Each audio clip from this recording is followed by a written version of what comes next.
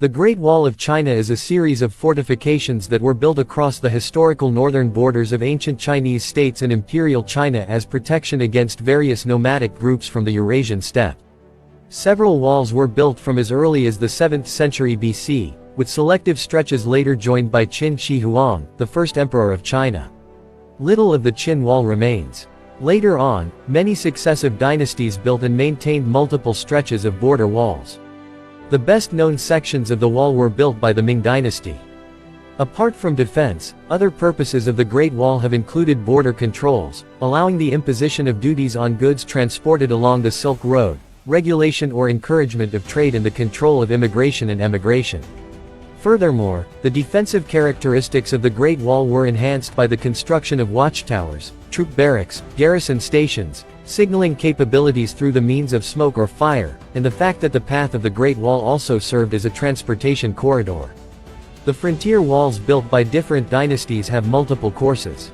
Collectively, they stretch from Liaodong in the east to Lop Lake in the west, from the present-day Sino-Russian border in the north to Dao River in the south, along an arc that roughly delineates the edge of the Mongolian steppe. Spanning 21,196 kilometers today, the defensive system of the Great Wall is generally recognized as one of the most impressive architectural feats in history. The Chinese were already familiar with the techniques of wall building by the time of the Spring and Autumn period between the 8th and 5th centuries BC.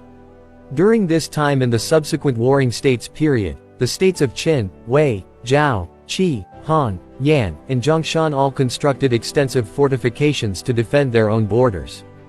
Built to withstand the attack of small arms such as swords and spears, these walls were made mostly of stone or by stamping earth and gravel between board frames. King Zheng of Qin conquered the last of his opponents and unified China as the first emperor of the Qin dynasty in 221 BC. Intending to impose centralized rule and prevent the resurgence of feudal lords, he ordered the destruction of the sections of the walls that divided his empire among the former states. To position the empire against the Xiongnu people from the north, however, he ordered the building of new walls to connect the remaining fortifications along the empire's northern frontier.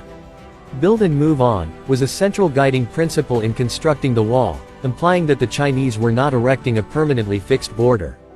The Great Wall concept was revived again under the Ming in the 14th century, and following the Ming army's defeat by the Oirats in the Battle of Tumu. The Ming had failed to gain a clear upper hand over the Mongol tribes after successive battles, and the long-drawn conflict was taking a toll on the empire. The Ming adopted a new strategy to keep the nomadic tribes out by constructing walls along the northern border of China.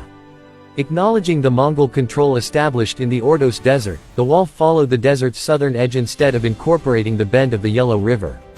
The Great Wall of China cannot be seen by the naked human eye from the moon. Even though the myth is thoroughly debunked, it is still ingrained in popular culture. The apparent width of the Great Wall from the moon would be the same as that of a human hair viewed from 3 kilometers away. Leroy Chiao, a Chinese-American astronaut, took a photograph from the International Space Station that shows the wall. It was so indistinct that the photographer was not certain he had actually captured it.